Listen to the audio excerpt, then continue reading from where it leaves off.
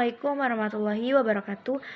Perkenalkan, nama saya Lucinda Rohati, NPM 21755020. Di sini saya akan menjelaskan kembali materi yang telah disampaikan oleh Bapak Rusmianto. Berikut ini adalah penjelasannya. Laporan arus kas. Laporan arus kas adalah laporan keuangan yang menyajikan jumlah aliran kas yang masuk ke perusahaan, cash inflow, dan jumlah aliran kas yang keluar dari perusahaan, yaitu cash outflow, dan perubahannya selama satu periode tertentu. Laporan arus kas mencakup kas dan setara kas, yaitu kas di tangan, simpanan giro, dan tabungan. Investasi jangka pendek yang sangat likuid yang bisa dikonversi menjadi uang dalam jumlah tertentu dan memiliki resiko perubahan nilai yang tidak signifikan dengan jatuh tempo kurang dari 3 bulan. Arus kas di perusahaan diklasifikasikan menjadi 3, yaitu arus kas dari aktivitas operasi, arus kas dari aktivitas investasi, dan arus kas dari aktivitas pendanaan.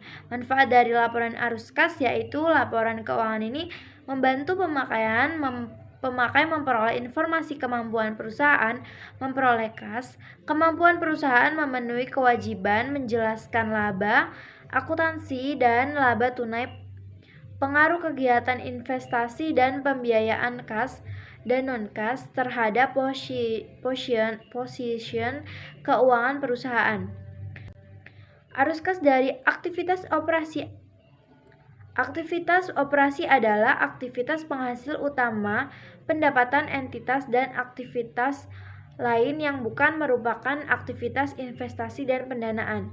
Indikator utama menentukan apakah operasi dapat menghasilkan kas untuk melunasi pinjaman dan memelihara kemampuan operasi entitas, membayar dividen, dan melakukan investasi. Arus kas dari aktivitas operasi.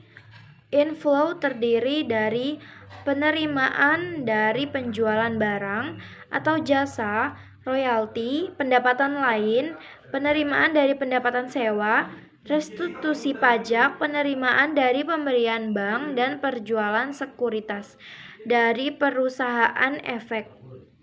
Outflows terdiri dari pembayaran kepada pemasok barang dan jasa, pembayaran untuk karyawan, pembayaran klaim atau asuransi, pembelian efek, perusahaan efek, pembelian kredit atau bank, pembayaran biaya operasi lainnya. Laporan arus kas dari aktivitas operasi. Entitas melaporkan arus kas dari aktivitas operasi dengan menggunakan salah satu dari metode berikut.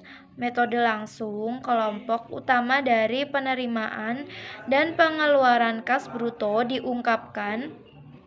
Metode tidak langsung disesuaikan dengan mengoreksi transaksi non-kas, penangguhan atau akrual, dan unsur penghasilan beban yang terkait aktivitas investasi dan pendanaan. Dianjurkan melaporkan dengan metode langsung. Informasi yang lebih berguna, bahan penyusunan arus kas dari aktivitas operasi adalah laporan laba rugi, aset lancar, komparatif, selisih aset lancar tahun ini dan tahun lalu, dan liabilitas jangka pendek komparatif.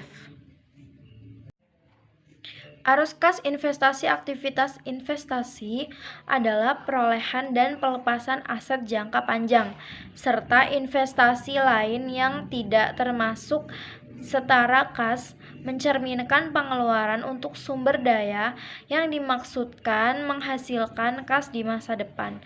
Bahan utama penyusunan adalah aset tidak lancar atau kooperatif.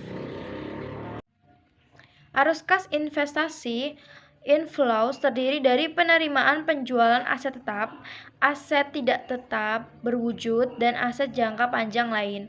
Penerimaan kas dari kontrak future atau forward future untuk pendanaan, penerimaan penjualan instrumen utang atau kas lain di perdagangan, penerimaan kas dari pelunasan uang muka dan pinjaman dari pihak lain.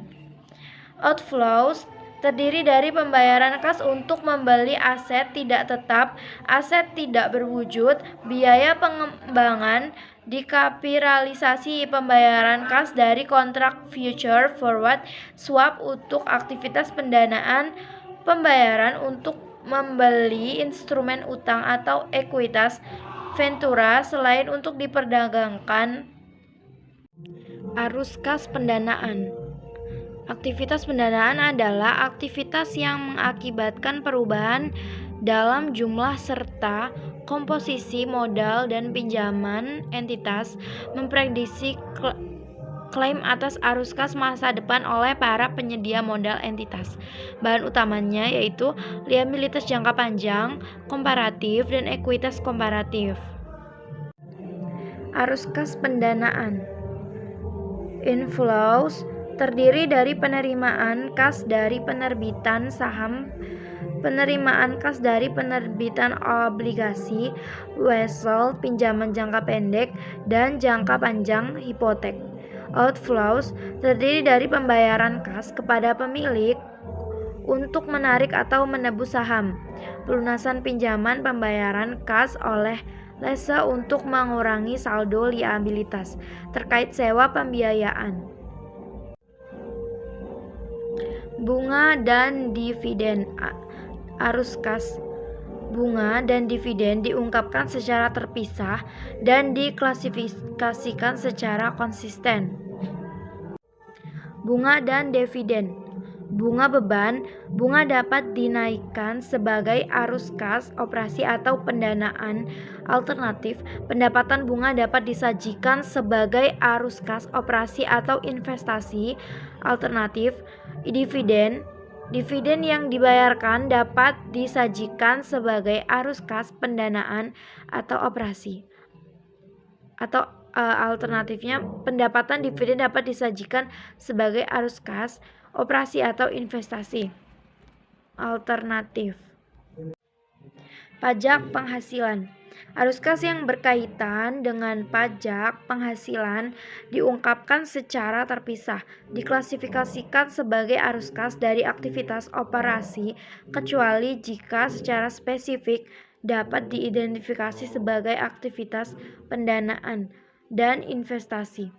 Jika diklasifikasikan secara terpisah, jumlah keseluruhan pajak dibayarkan diungkapkan. Demikianlah penjelasan yang dapat saya sampaikan. Saya akhiri. Wassalamualaikum warahmatullahi wabarakatuh.